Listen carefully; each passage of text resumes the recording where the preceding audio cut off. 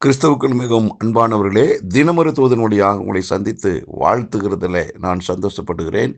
இந்த நாளிலே ஏசாயா தீர்க்கதரிசன புஸ்தகம் 48:17 வசனம், இஸ்ரவேலின் பரிசுத்தராயிருக்கிற உன் மீட்பரான கர்த்தர் சொல்லுகிறதாவது, பிரயோஜனமாயிருக்கிறதை உனக்கு போதித்து நீ நடக்க வேண்டிய வழியிலே உன்னை நடத்துகிற உன் தேவனாகிய கர்த்தர் நானே என்று தன்னை இந்த இடத்துல உங்களுக்கு முன்பாக, எல்லாருக்கும் முன்பாக நிலைப்படுத்துகிறார்.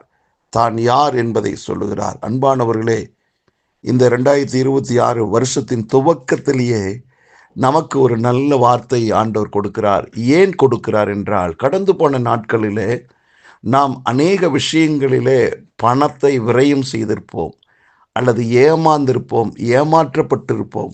நேரத்தையும் காலத்தையும் எத்தனையோ விதங்களில் செலவு செஞ்சிருப்போம். அது வீணான நேரங்களாக, காலங்களாக அமைந்தது. இப்படி காலத்தையும் நேரத்தையும் பணத்தையும் பல்வேறு விதங்களிலே நாம் செலவு செய்து சோர்ந்து போனவர்களாய் கடந்து போன நாட்களிலே காணப்பட்டிருக்கிறோம். இது நம்முடைய அனுபவம்.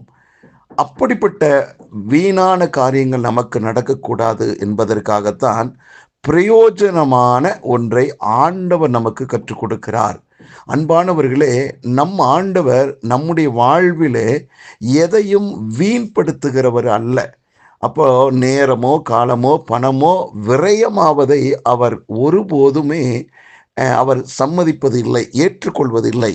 ஆம், 5 அப்பம் 2 மீனை வச்சு ஆயிரக்கணக்கான மக்களுக்கு திருப்திகரமாக சாப்பாடு கொடுத்தார். பிறகு மீதியாக இருந்தது, அதை சீசரிடத்தில் சொன்னார், அதை சேமித்து வையுங்கள் என்று. கிட்டத்தட்ட ஒரு 12 கூடை மீதியாக அதை எடுத்தார்கள்.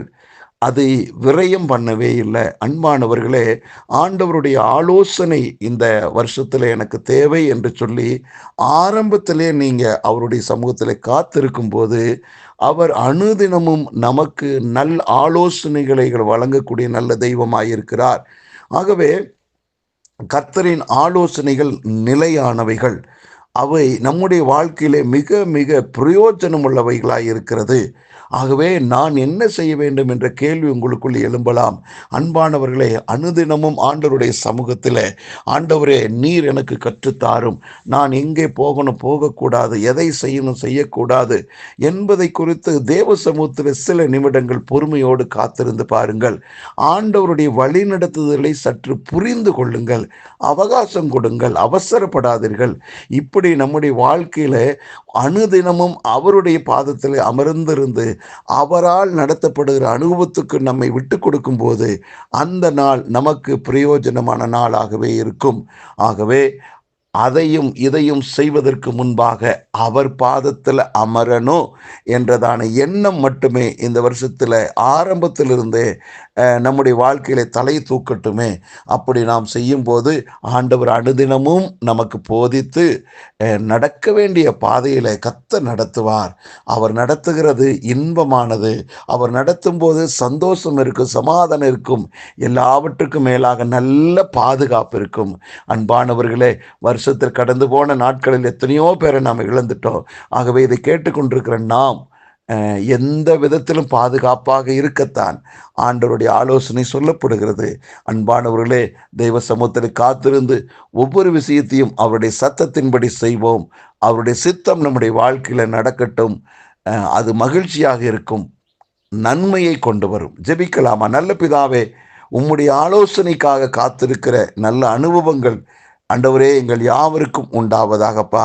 இதை கேட்டுக்கொண்டிருக்கிற ஒவ்வொருவருமே இது தேவ சத்தம் என்றதான ஆண்டவரே ஒரு நம்பிக்கையோடு ஒவ்வொரு நாளும் உம்முடைய சமூகத்தில் காத்திருந்து உம்முடைய வார்த்தையினால புதுபலனடைந்து பாதுகாக்கப்பட்ட ஒரு வாழ்க்கையை வாழ்வார்களாக.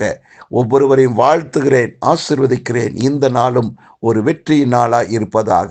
இயேசு கிறிஸ்துவின் நாமத்தை ஜெபிக்கிற நல்ல பிதாவே, ஆமேன்.